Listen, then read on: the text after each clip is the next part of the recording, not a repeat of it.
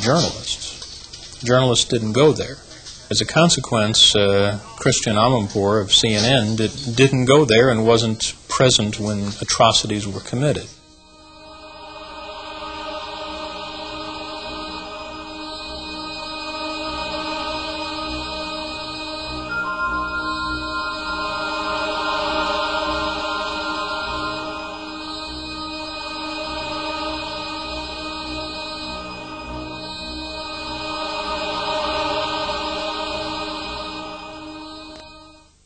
So the nature of the government and the distance from journalistic accounting, I think, explain a great deal of why the story of Croat suffering during this conflict was not alerted to the world media.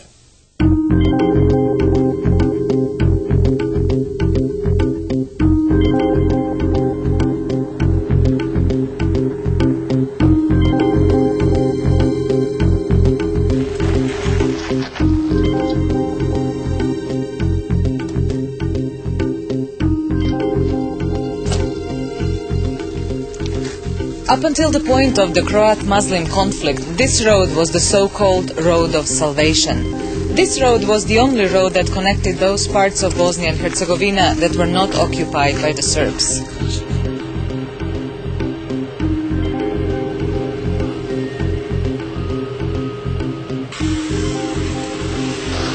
After the Serbian aggression against Bosnia and Herzegovina in 1992, conflicts broke out between Croats and Muslims in 1993.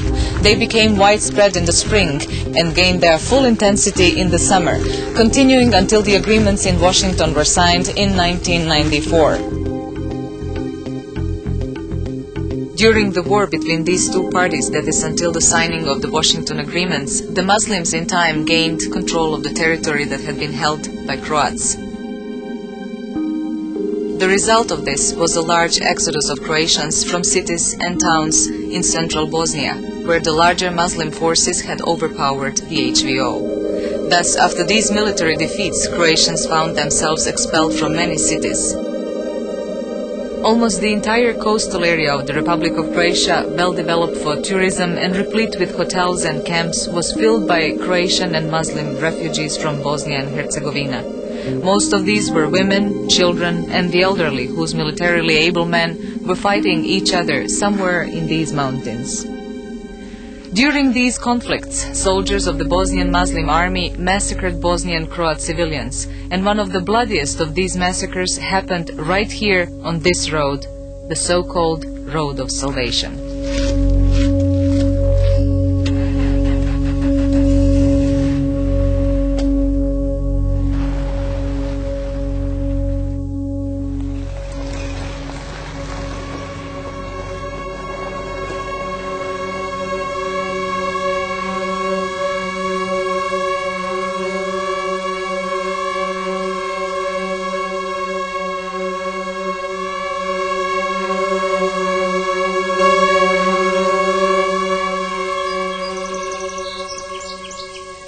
During those days, shots reaching Doljani from the confrontation lines were an everyday occurrence, and therefore the 200 Croatian inhabitants of the small Bosnian village were not particularly concerned about the shooting they heard on the morning of July 28, 1993.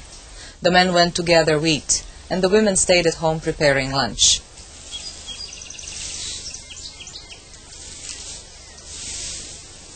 Bio je 28.7. srijeda. Ujutro sam ustala, imala sam sina od 18 mjeseci. Nije nikako jutro spavao, dugo to jutro spavao, do 10 sati. Pravila sam 2 pite, kao obično za dočak. Navečer smo dobili struju, uključila sam mašinu, usisavala kuću. Odjednom čuje se neki pljusak, uglavnom bilo je strašno slušati. Čuje se pucan, svašta nešto. I onda meni svekrva govori, da ja dole naput da vidim što je. Ona je dole otišla, trči putom, govori, nevo spremaj dijete, muslimani su upali u Doljane. Sve su bili gdje su god šta našli. Bio djed, bila baka, bio momak, bio čovjek, sve su bili. Gdje su god šta našli, to je nemoguće. To je strahota Božija. Meanwhile, 37 inhabitants of the village were not so lucky. On that morning at 10 o'clock, powerful Bosnian Muslim forces launched a surprise attack on the village from 3 directions. The local forces, drawn from mobilized villages, were unable to offer any significant resistance, and the attacking forces easily overpowered them. After a short battle, soldiers of the Bosnian Muslim forces attempted to take control of the village, house by house.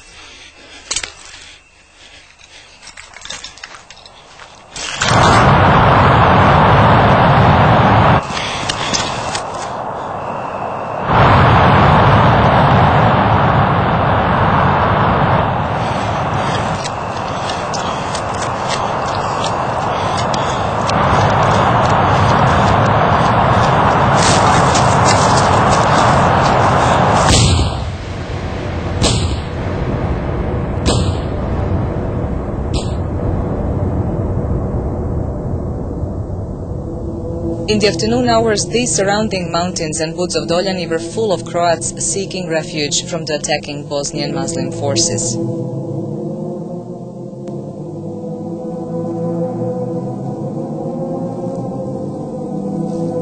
On this field called Stipića Livada, not far from the village Doljani, the Bosnian Muslim army set up a trap in expectation of the fleeing village population.